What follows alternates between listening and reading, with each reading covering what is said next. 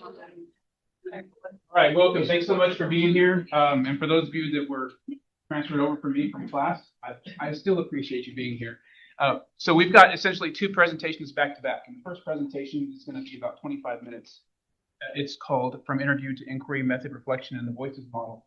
For those of you who have me, you've seen a live interview happen with Elizabeth Johnson from the Erath County Meals on Wheels. And the difference was that was a Voices of Community project. This is the second part of this will be an interview with Ted Roberts, who is part of our Voices of Service project, which is aimed at veteran oral history. The people that you know Anna, right? She's one of your classmates and peers, right? She has been working with me since, oh gosh, the honors contract that she'll talk about from last spring, from 2330, and then the entirety of the Voices of Service time. But who you don't know is Jessica Green. Jessica Green is an ag ed teacher now. She was part of our secondary program in ag education. You're going to hear from her a little bit later in her testimony related to Voices of Service also. So I want to give her a shout out as well, even though she's still a student with us. She's in our graduate program now, but in our ed leadership program.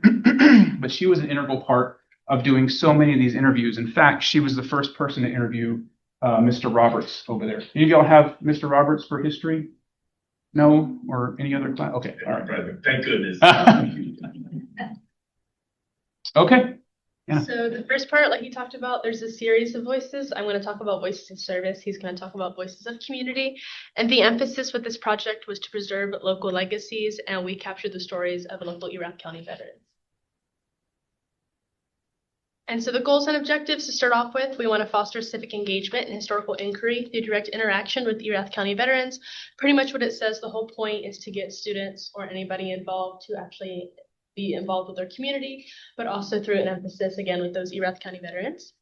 To document and preserve veterans' personal testimonies in a public digital archive for future generations. We'll talk more on this later, but there's going to be a YouTube channel. There is one now. We're adding to it that has, I think of the word process, that's what I'm looking for. Processed videos that go together. So we go through, there's a software called Riverside, long story short, it takes the whole interview and then it helps us process that, but then we can break it down into segments. So it's 3-minute segment, 5-minute segments. And so it's much easier to fit that in the lesson plan and timing than an hour, 45-minute, 2-hour long interview. And again, it's going to be public, so you can use that now or in 50 years from now when your future students are teaching.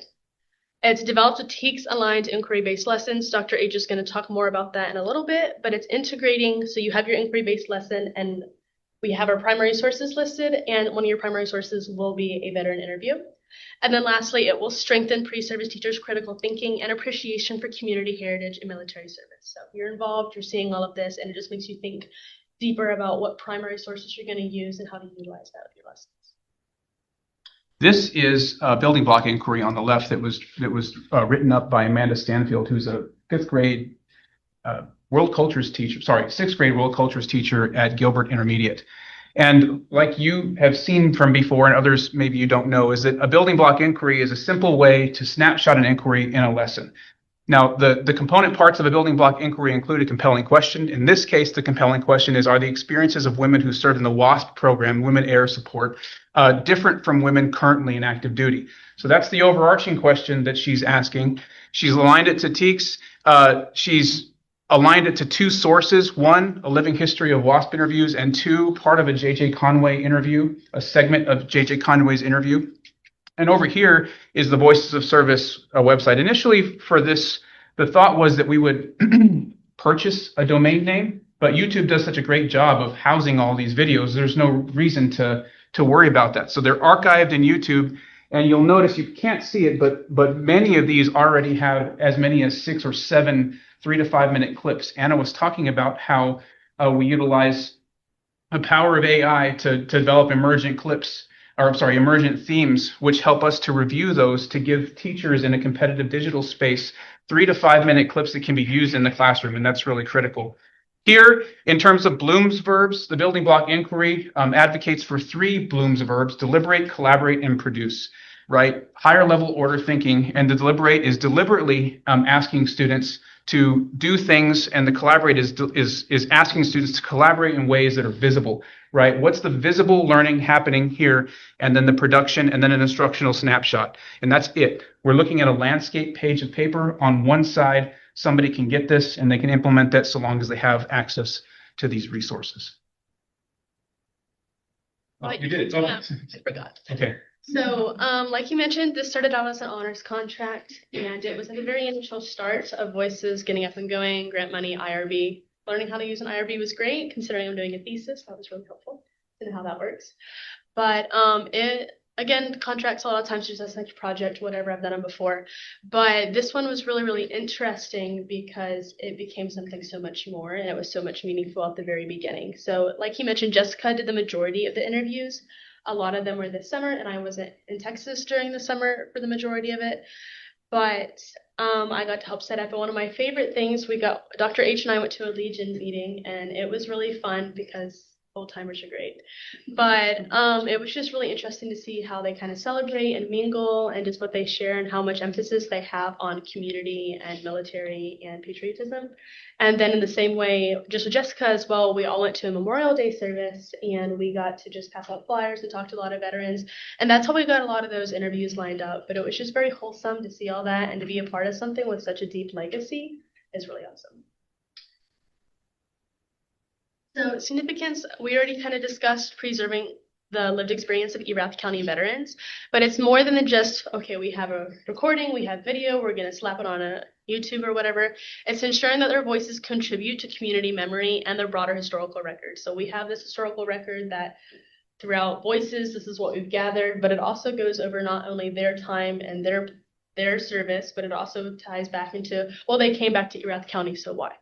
And that giving that Erath County emphasis. And then it highlights the importance of oral history as a method for capturing diverse personal perspectives often missing from traditional archives. I know all of us student-wise have opened up a textbook and seen a blippet that was so-and-so said. And that's not nearly as engaging as watching a 3 to 5 minute video, and you can use it, whether it's like the inquiry-based thing that we saw, or I want you to pick the reoccurring theme about how it was from them coming back from their service to civilian life, and I want you to reflect and name 3 things they talked about. So you can make that very base for your students, and then they can have discussions around that and discuss the similarities and differences between their veterans. And that's much more hands-on. It's also adding that emphasis to history because it can be old, it can be boring, but you're adding that community thing. And I'm like, hey, that's my grandpa, or I knew him, or whatever it is along those lines. And it expands access to making veteran stories available to future generations. So it's on YouTube. Hopefully it'll be there forever and ever. But it's where you can access it as an educator. If you want to go on and look at it at your own time, you get really interested, it's available there. And then it just demonstrates how local oral history projects can strengthen that civic engagement and deepen understanding of national history through community-based storytelling. So it's understanding that at the more basic level, like, okay, well, there was this national thing, but I can kind of see how it interacted with people in my community. I'm going to play about 4 minutes of audio from Jessica so she can offer her reflection on the project. Hearing their stories gave me a deeper understanding of what it truly means to serve something bigger than yourself. It's easy for us to sit back and say that we understand the service and the sacrifice of those from a textbook, or by watching war documentaries, or going to, Memorial Day ceremonies. But sitting back and hearing their stories and what the service meant to them and what their time abroad was like truly shifted my thinking and my understanding of what service meant to me. Through those interviews, I learned how to genuinely listen, not just respond, but to understand what they are telling me. And through that, I'm notorious for being horrible at sitting back and listening and just letting somebody finish their story. I am the first one to interrupt, to jump in, and to just try to share my stories too, because, I get you. But at the end of the day, we wanted the veterans' testimony. We didn't want a conversation caught on camera. Some of the stories that we were told and that the veterans chose to share with us carried a lot of weight. And that challenged me to grow and empathy and patience. Learning how to sit there and hold space for somebody who is sharing their absolute worst day of their life, and seeing a grown man cry in a room with somebody that they just met was a major social emotional learning moment for me, because I'm an empathetic person, but learning how to effectively respond, react, and support somebody through that moment on camera, and they are just being so vulnerable, is a pivotal learning point. It reminded me that everyone has experiences that shape who they are, and those experiences deserve respect. As a pre-service teacher, that really shifted my mindset. I stopped seeing students as learners in a classroom and started seeing them as individuals with their own stories, challenges, and strengths. And frankly, it reminded me of how my teachers reacted whenever I was a high schooler who had just gone through a traumatic event in my life, because I was struggling, and my teachers stepped up and saw me as more than just a student in their class who is there to learn. It made me more intentional about building relationships with students and creating an environment where students feel heard and valued. Now, I am a high school agriculture teacher, and I have students of all sorts of needs, whether it be economic, whether it be social, and so on and so forth. Just like I had to build trust with my veterans that I interviewed, I have to work to build trust with my students. I have to focus on being present, listening, and showing them that they matter beyond just their performance in class. That experience didn't just make me a better communicator, it made me more empathetic and purposeful educator. I had a student the other day who was telling me about troubles that she had and all of her issues that she's currently having in her personal life. And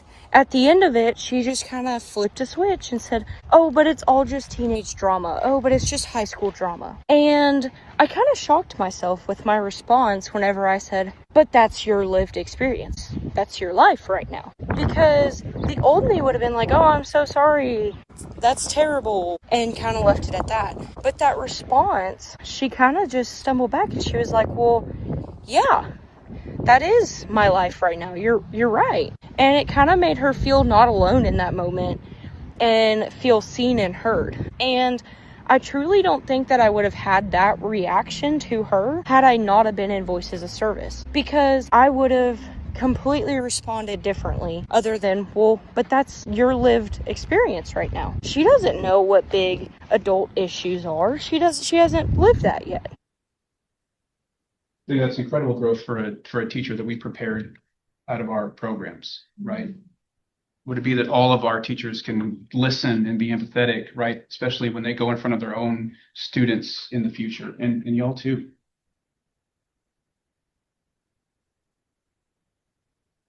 For classroom usage is project-based learning, so it's going to engage students in hand-on history work and making learning meaningful.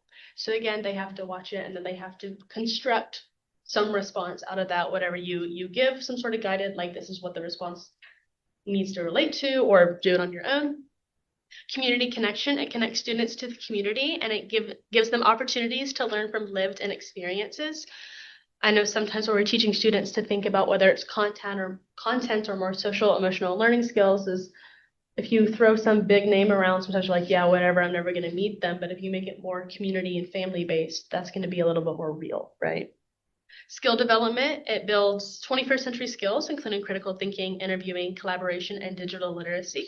So whether they are involved in gathering oral histories or they're learning how to, or whatever it is, they're learning all these skills that come with. And we know now that digital literacy is incredibly important, but that's just only a minor portion of it. And the character and citizenship education, it is reinforcing values such as respect, historical empathy, and civic responsibility. And you're going to develop well-rounded, informed citizens, because one part, we hear like, I don't understand this about voting, or why do I need to know this? Or I know compared to when we were in elementary school compared to now, there's a little less patriotism going around schools. And so you're getting kids back into the root of it and to fully understand, like, I know it's a deep subject, but when you teach it at certain levels, you have these freedoms to be this way because of people who served. And you need to understand that and the sacrifice and how it connects to everything we're studying in history. So the model is centered on a foundation of human-centered interviewing. And while that might seem obvious, you're right, we take oral history is not new, right? Before writing ever happened, people were passing down stories orally, right, through the oral tradition. This project is guided by the Library of Congress Veterans History Project. And Voices of the Community, which we'll talk about in just a little bit, is guided by the Library of Congress Folk Life and Fieldwork Guide.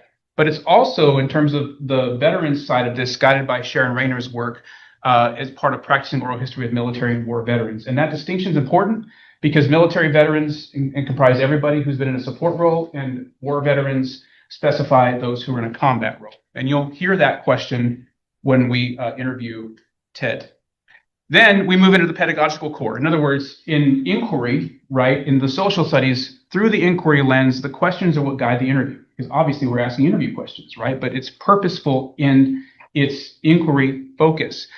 The pre-service teachers are the investigators. They're not just recorders of story, right? As the narrator, who in this case today will be Ted, is going to tell his story, we become investigators, and there's an emphasis on multiple perspectives here, interpretation and meaning. So what we wanted to do is be sure that we captured all different kinds of veterans. That was really important for us, and I think that we did that in Voices of Service. The community partnership, right, the relational layer. How do we get like community collaboration around this? Like, how do we emphasize excellence, integrity, and respect, which are our core values here at Tarleton, right? How does Tarleton like buy into this project also? You know, we're looking for reciprocity here. In other words, we do a really good job in a kind of a bad way sometimes of going into schools and like getting research and getting what we need and then leaving as researchers. I'm interested in reciprocity and the development of relationships with the people that we have in our community. And you'll see that really, I think, in a big way with the Voices of the Community project. Regarding that, the integration with local institutions, the schools, the culinary programs, again, Voices of Community that will come out, veterans organizations in the area and different families, a really important part of this. And then the public humanities output, the culminating layer.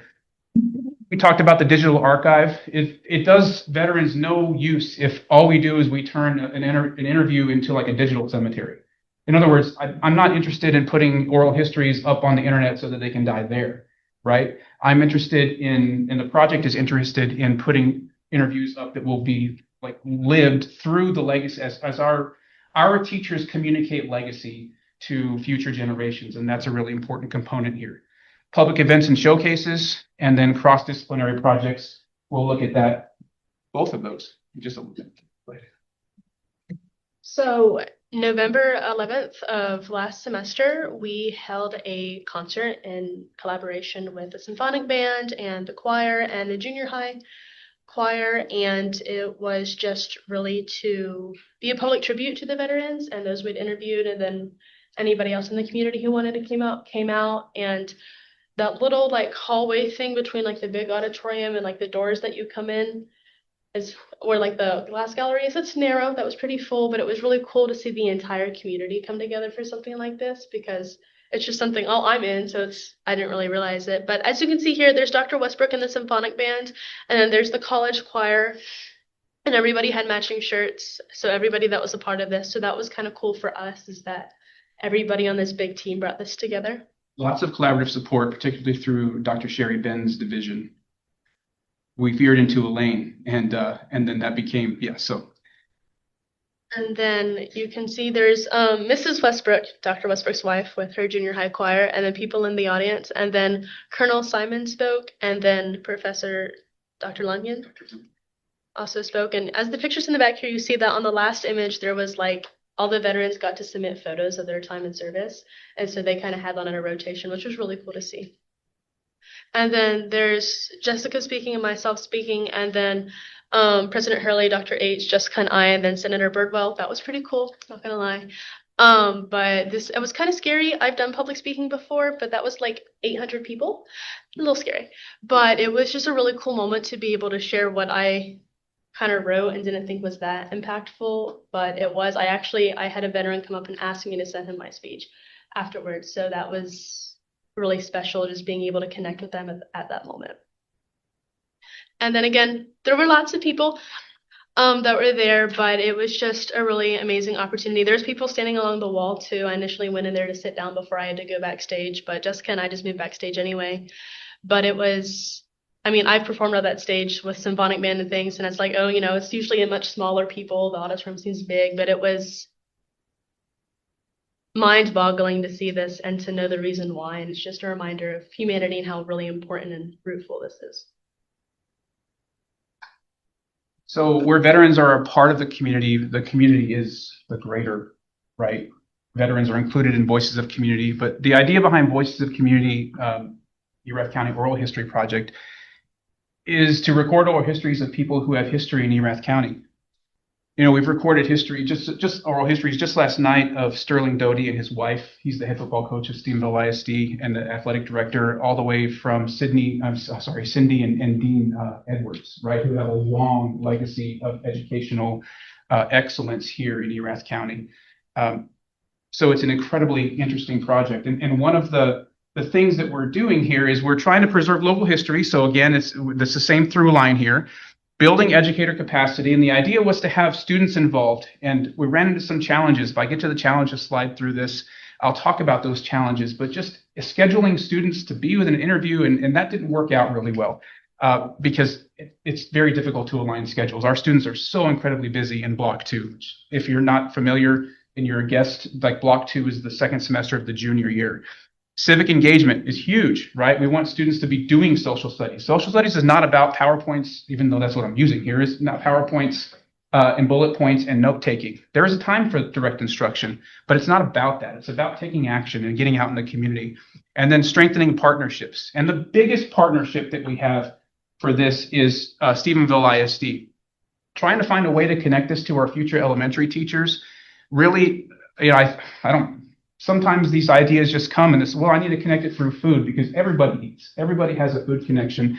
And when future teachers go into elementary school classrooms, one of the things that will connect everybody is foodways, right? Or food. What do you eat at Thanksgiving? What do you eat at Christmas? When do you eat? What kind of, all these kinds of things are really important.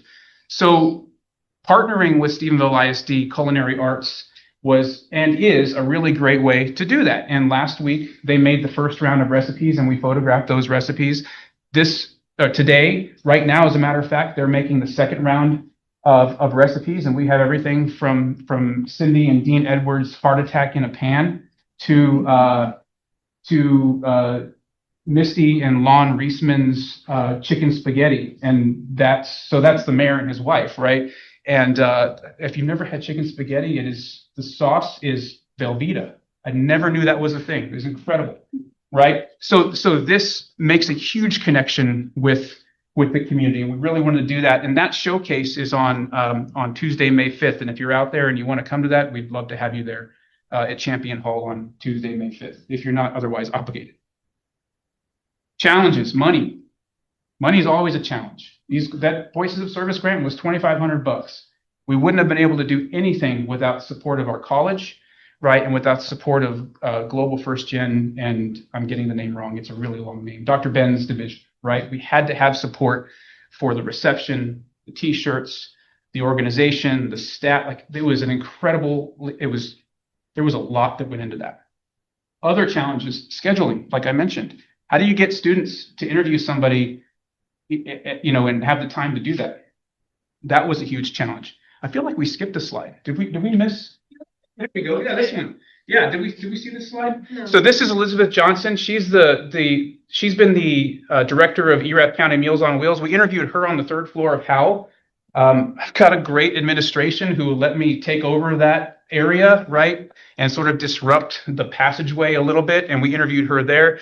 That was this class that sat for that interview. My Tuesday social studies methods class went out to Morgan Mill and interviewed Gary and Betty Key at their home. And the reason why this had to happen was because I forgot to hit record on the audio. So I recorded their video the first time in the studio down in the Dean Suite, but then I forgot to record the audio. So it didn't work out. And here you see Dr. Lunyon. He's our photographer photographing the food in the industrial kitchen at Stephenville High School last week. And then just some other pictures of the food. And watching those students do this, some of them are going to offer their testimonies on interpreting some of these recipes. As an example, a longtime department head for curriculum instruction, her name is Dr. Ann Callahan, provided a recipe for monkey bread, which is right here. And we couldn't read the cursive, right? So she had to resubmit it and provide it in type form. All right. So as much as I want to take questions, we're going to transition into our interview.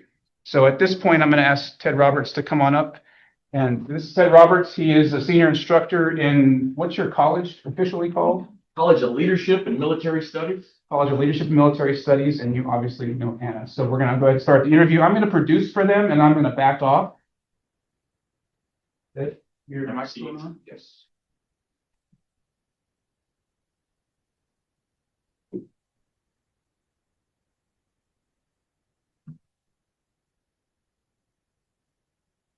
You either lay way back or you're up forward. I don't know which one to do. Move around. Let's slouch over to one side. I might get that's killing me right now. Yeah, go for it. Whatever's most comfortable. I'm gonna move all over the place. Check your mic when you say. Just I know, or this. Okay. feels like. Yep, you're good. Alrighty, so if you can Okay, here we go. share your name again. Ted Roberts. And what's your parents' name or what did they do when you were here? What were my folks' names? My dad's name was Jim, went by Scotty Roberts, and my mom's name was Marsha Roberts.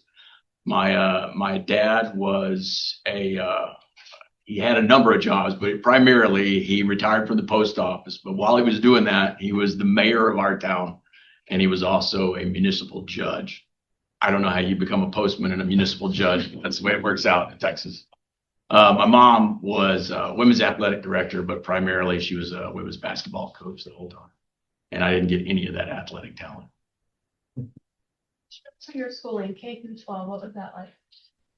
Same, probably just like everybody else in here. I went to a real small town, Godley, Texas. I know Godley today is a large 4A high school, but back in the 1970s, it was, I did not graduate in the 70s. In the 1970s, it was a small town. And when I graduated, we were a Class B high school. And so I graduated with about 20 kiddos. What was that like? I don't know. To me, it's normal. It's graduated. You know everybody in school. If you're not one of the popular kids, then you're not going to get a date for prom. So, I was not. You got to go to the next town over to get a date for prom. So after high school, did you choose to enlist in the military? No, I actually. Okay, so I went to college for about 2 years, but initially I went to a 4-year university. I went to Oklahoma Christian University. I don't know if you guys have ever heard of that school before. It's a Christian school, and so it's one of those deals where you go to chapel every day and all that stuff. And as a Christian kiddo, out of the house for the first time, I did not have a very Christian life in my first year in school, and so I fell in with the rodeo crowd, and I think I spent more time in honky tonks than I did in class. So my first adventure in school was not very good. I think I left Oklahoma Christian with a 0.0 something grade point average. Came back home. My folks were like, "Hey, if you're going to do that nonsense, you can come back."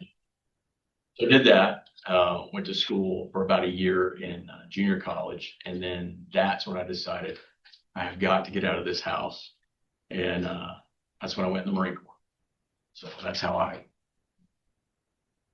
Describe your start in the Marines and the kind of basics and how all that went. My start in the Marines is just like everybody else. You go through boot camp.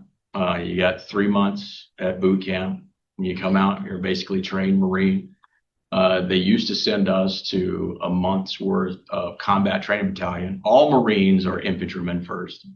And so we got a good dose of that with 1st Marine Division on the West Coast. I had already been slotted for intelligence school to go to Navy intelligence. And so our school was a very tiny school, and my slot was not open yet. So I actually was sent from 1st Marine Division over to 2nd Marine Division on the East Coast and spent about a year in the fleet as what we used to call a battery-powered grunt, which is a radio operator. We walk around with a radio on our back. Did that for a year with 2nd Marine Division, and then finally classed up and went to Intel school.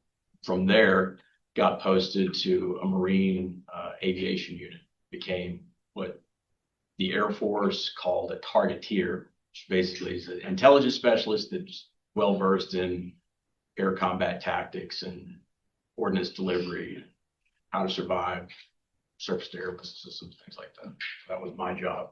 Talk to pilots about how to stay alive. Throughout that, is there any like memory, good or bad, with something memorable or impressionable that comes to mind? The last year in the Marine Corps, I stayed in there for 5 years, and the last year I got attached to General William F. Bolden's intelligence staff.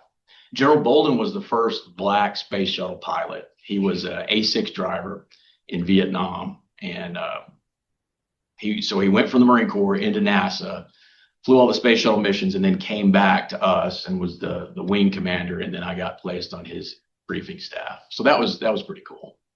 And he was the kind of guy that would sit you down and say, "Hey, listen to me. I have life lessons that you need to know as you move on." And it was, being on General Bolden's staff was quite unique, and it was good. It was good for me.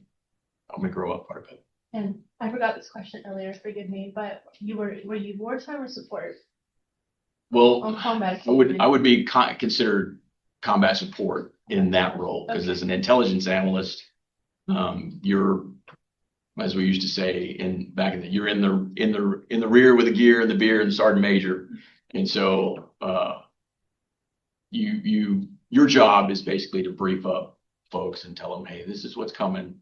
Get ready." And so, in that particular role, I was in support. So. And can you describe your transition from Marine to afterward and what happened there? Well, right after the Marine Corps, the Marine Corps had me grow up quite a bit. So I got a good dose of maturity. As soon as I got out of the Marines, I wanted to go to school at Tech. Shout out to Casey back there. God's up. Reckham.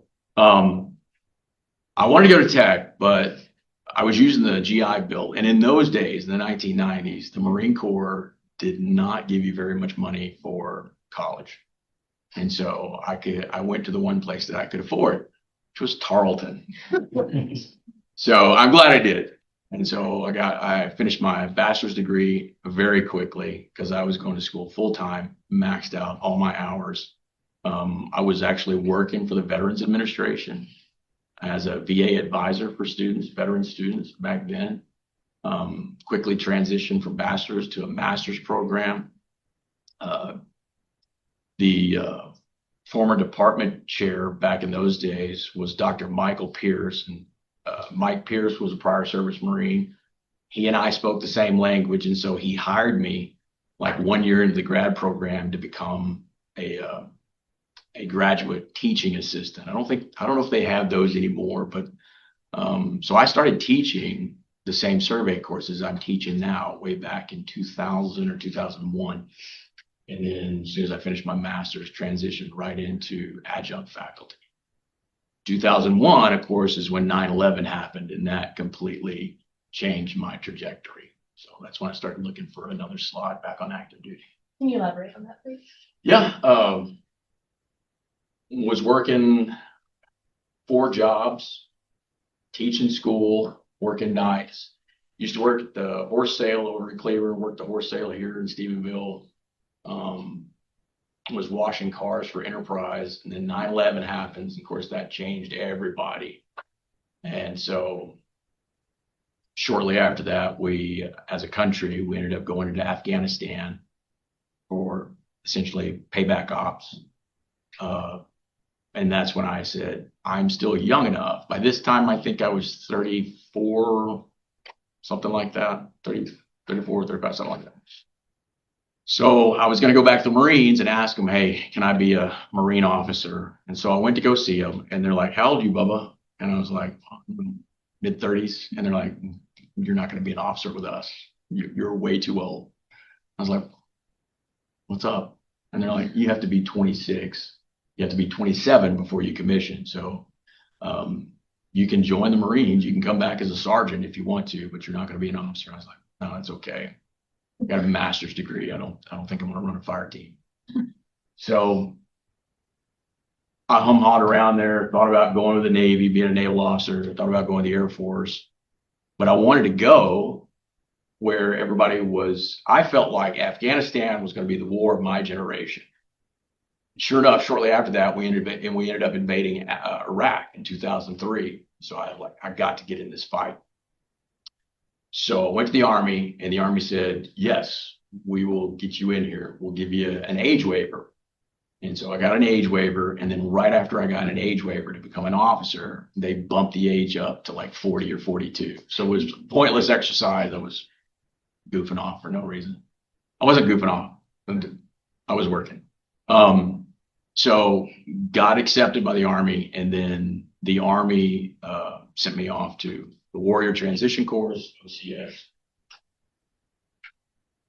Do you want me to get into how I got my job in the Army? I don't know how in depth we're going to get. So originally, the Army, when you become an officer, they give you the option. Hey, give us your dream sheet. What job do you want to do in the Army? And I knew that I was old enough that I could not keep up with people your age physically. And so I said, well, I just want to be an ordnance officer. I'll fix trucks. I'll fix tanks. I just want to be part of the effort, the war effort. So I put ordnance number 1, and I think I put intelligence number 2. But in your top 3, because the casualties were so high in Iraq, you had to put a combat arms branch, which meant you had to put either infantry, tanks, artillery, aviation, something up there. So I put infantry, knowing that the Army is not going to take a guy that's almost 40 years old and make him an infantry officer. And then right after I got out of airborne school, I had to learn how to jump out of airplanes. They're like, congratulations, you were an infantry officer. So I went to the infantry officers course with people your age, and whenever we'd have a long distance run, or whenever we'd have any sort of physical event, here would come Tedley, the back of the pack, bringing up the rear. So that's how I became an infantry officer. What was the transition like from before 9/11 and then you becoming enlisted again and with the Army, and that for you and your family as well? I don't know for my family. I have a little blurb about my mother post Iraq, but I don't know how it was for my folks. My dad was always very supportive. My mom was very supportive. For me, though, the biggest shock was going from the Marine Corps, which is like being in a cult. Okay, because it is very cult-like. Going to the Army, which for most folks, or I don't want to say most folks, a lot of folks in the Army, it's just a 9-to-5 job. But when you go to the Army infantry units, it's similar to the Marine Corps, but it's not exactly the same level of intensity, and it's a different culture. So it was a culture I had to learn how to live in. And throughout your time in the Army, were there any deployments you were out on? Yes. Lots of. You already know about the 2 tours to Iraq, combat deployments, but there were deployments to California for training, different schools around the country that you would go attend. But the 2 deployments that shaped me the most were the combat deployments to Iraq. 2 and a third. During any time that you weren't working, quote unquote, what did you do for recreational time? I don't remember having any recreation time. And I'm not I don't say that in jest. It's just when I got in the Army, all the armed forces were heavily engaged in Afghanistan and Iraq. And Iraq, of the 2 theaters, was the worst. The casualties coming out of the Iraq war were enormous for a tiny all-volunteer force. And so the run-up to our preparation to get trained up, to get to our units and get to Iraq was very intense. And I don't remember, there was no time I remember going to church on the weekends, but that was the only free time you had. You were there early, 0 dark 30, and you didn't leave until so it was all concentrated. And if you weren't in garrison doing that, then you were out in the field training. And so it was all fast. And I just don't remember having a whole lot of free time. And then coming back from Iraq after that first deployment, that was not only are you dealing with the trauma of having been in combat and dealing with what all you experienced, but now you got to get ready to go again, because we're going to turn right around and go back and get ready to do it all over. So Throughout that, are there any events or memories that you want to share? Well, we could talk, and we could talk a long time about Iraq. I do remember coming back from the first time that we had a huge divorce rate. We had a terrible divorce rate. We had terrible suicide rate. We had a horrible alcohol problem because we didn't really know back in the early aughts how to deal with combat trauma.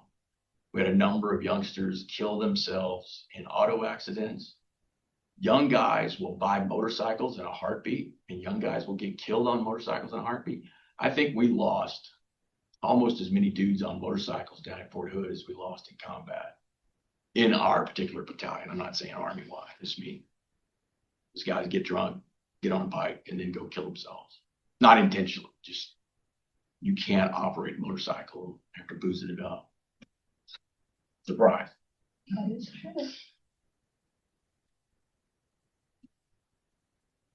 Throughout watching people in your battalion, you know, through those choices, how did it impact you?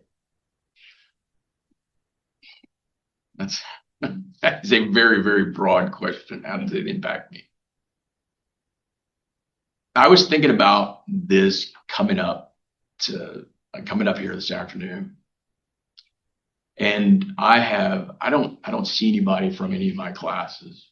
There might be some of you out there, but talking about the Iraq War, talking about combat experience, talking about some of the things I witnessed, for me has been somewhat cathartic.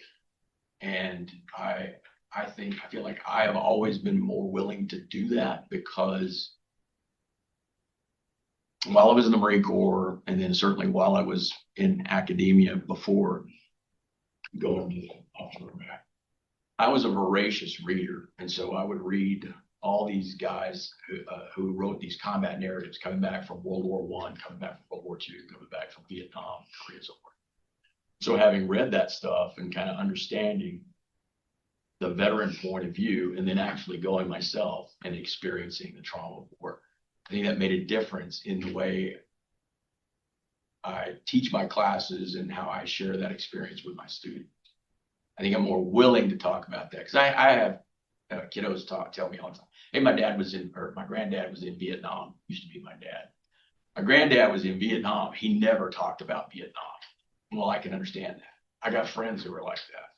But I will talk to you about Iraq, because I feel like it's important. And, again, I think it has helped smooth a lot of the edges of the memories. Is there anything related directly to Iraq that you want to share today? I just can't pull something out of the ether. If you got something that you would be interested in hearing about, I could probably tell you. You mentioned that it transformed who you were. Do you want to talk about anything like that? I'm trying to answer your question, also keep it interesting for the audience here. I tell you, here's an interesting tidbit. While we were there, this was in our first combat tour, and the casualty rate had slowed. We kind of changed the strategy that we were using initially, and the level of contact with the enemy had bumped down quite a bit. And so I remembered, while I was a civilian, watching a show on PBS television. You guys familiar with PBS? Channel 13. There's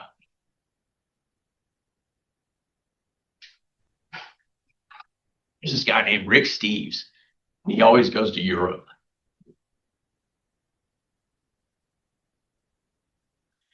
And he does these shows. He's kind of a dork, but when he does these shows, and it shows you the cheap way to go to Europe. And while I was in Iraq, and I kind of wanted to get a moment away, we had cell phones back in those days. We had, it wasn't called Zoom. I don't remember. What do you remember, about how there was a way you could actually get online, you could talk to your family? We didn't have it. What was it? Skype. Yes, Skype. Okay. Well, we were out in a combat outpost in the middle of nowhere, so we didn't have Skype.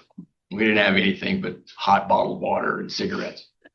But when guys would come back, we'd have to stand down for 48 hours for maintenance and stuff. A lot of my youngsters would go off down to the internet cafe and they would talk to their families and stuff. Well, I sent off on Amazon. Amazon was around back then. I sent off for a DVD player, portable DVD, and I ordered the entire Rick Steves collection and ordered it through Amazon. They delivered that shit to Iraq.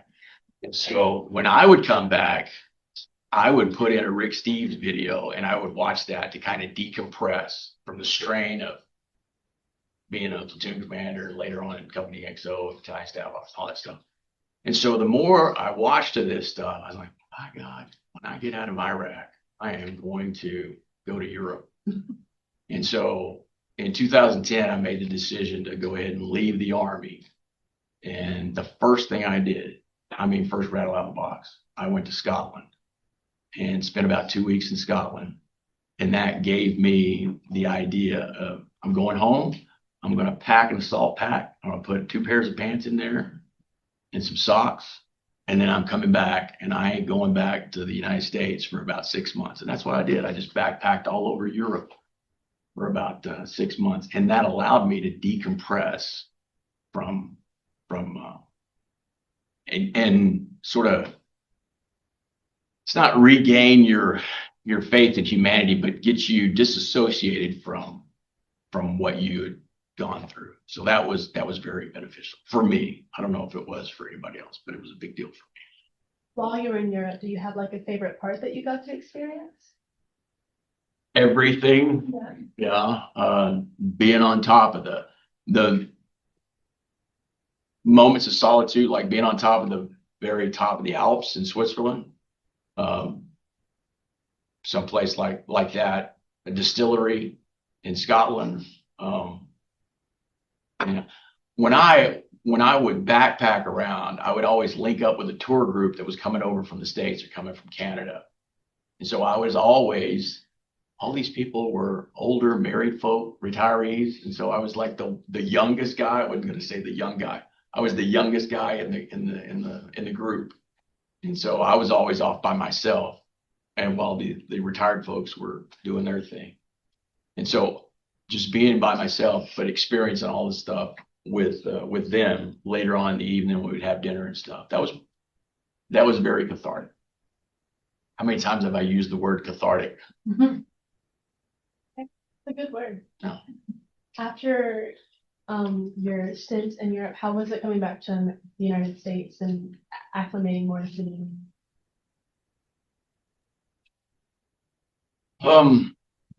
It was, I don't know, it wasn't as jolting or jarring as you might think. One of the big things that I noticed, and I don't know if everybody else was aware of it at the time, but like when you're in those long combat tours, the Marines, they serve shorter tours. That's just the way Marine and Navy deployments are built. They would go over 6, 7 months, come back. Their workup times were also shorter, so they spent a lot more time down range. We would go over for a year at a time. My first tour was actually extended. But during that first tour, the Army decided, hey, we're going to allow these guys to come back home for 14 days. We're just going to cut you loose for 14 days. Sua sponte, do what you want to. You can go to the UAE, or you can go back to the States. You can go to Europe. Doesn't matter. Go wherever you want to. So I came home, and the weird thing was, one day I'm in combat, people trying to blow my head off. And then 6 hours later, I'm back at the big base by the flagpole. 6 hours later, I'm on a C-130 headed down to Kuwait, and I'm only there for 12 hours. And then it's a 12-hour hop or 14-hour hop from Kuwait back to the world, back to the United States. So literally 24 hours ago, somebody was trying to kill me, and here I am, watching people eat at, Cracker Barrel or whatever, and it's a shock to the system. I know my guys did this too, because we talked about it when we all came back. In the old days, you lived in fear of an improvised explosive device, and they would stick these IEDs in anything. They put them up on the sides of concrete barriers so they'd go through your cab, hit you in the head, or they'd blow up underneath the vehicle or come through the door. But they would always put it in stuff like trash or potholes or in overpasses. And so if you talk to other Iraq veterans, they'll do the same thing. You might be driving along with your mom and dad, and then you might see a piece of trash, and all of a sudden you're like, whoa, whoa, like that. And everybody's like, whoa, because you're conditioned to do that. Before you go to an overpass, you're in the Tahoe, and it's like, so I'm not driving under that thing. Oh, wait, I'm stateside. It's okay. So that was weird. That was something else that other people commented on. I'm driving like a maniac. I don't know. You don't have time to explain it. So. As you know, part of the whole process of Voices is to share these interviews with students to learn. Is there anything that you want students who may view your interview one day to know about you or your time in the service, or anything about the military in particular? No, I was thinking about that. Jessica, the young lady you listened to, she did my first interview. And one of the things I failed to mention was the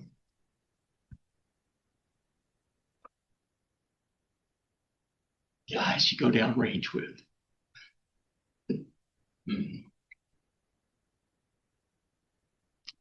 young men that I was responsible for cannot say enough good things about those young men. And our goal in life, myself, my platoon sergeant, my squad leaders, all excellent young men, our goal in life was to bring everybody back. And we succeeded. We got lucky. I had about 70% casualties, so about 70% of my platoon, they all got Purple Hearts. Some of them a couple times over, some of them 3 times over. I got through it without a scratch. I got knocked out several times, concussions, but I never got a Purple Heart. So we managed to successfully get all those guys back. But those young guys who did it day in and day out are just amazing Americans, just phenomenal guys. And the reason why it bothers me so much is we got back. Years later, 3 of them have killed themselves. So that's just can't say enough good things about them. But the war, or it's not even the war, it's just what you see, I guess. What everybody expects of you after that kind of catches up with you. So I don't mean to get all emotional on you, but I just wanted to tell you just how proud I am. A lot of them came from really, really rough positions in life, but that's it. Just how important those guys were. I'm sure there's more awareness around how to. No, I mean, I think the awareness is. I don't think there's anything wrong with the United States culture-wise as far as recognizing the sacrifice of veterans. I think we have come leaps and bounds beyond the Vietnam generation. And when the Vietnam guys got back off their birds, the planes that brought them back from Vietnam, some of them had anti-war protesters throw bags of dog poo on them, throw red paint on them, call them baby killers and things like that, spit on them. I never experienced any of that. When we came back, we landed at DFW, and they did the water cannon thing over the the airplane. This would be 2008. We walked through DFW. Of course, we're all still in our fatigues and stuff, combat uniforms. And as we're walking through the airport,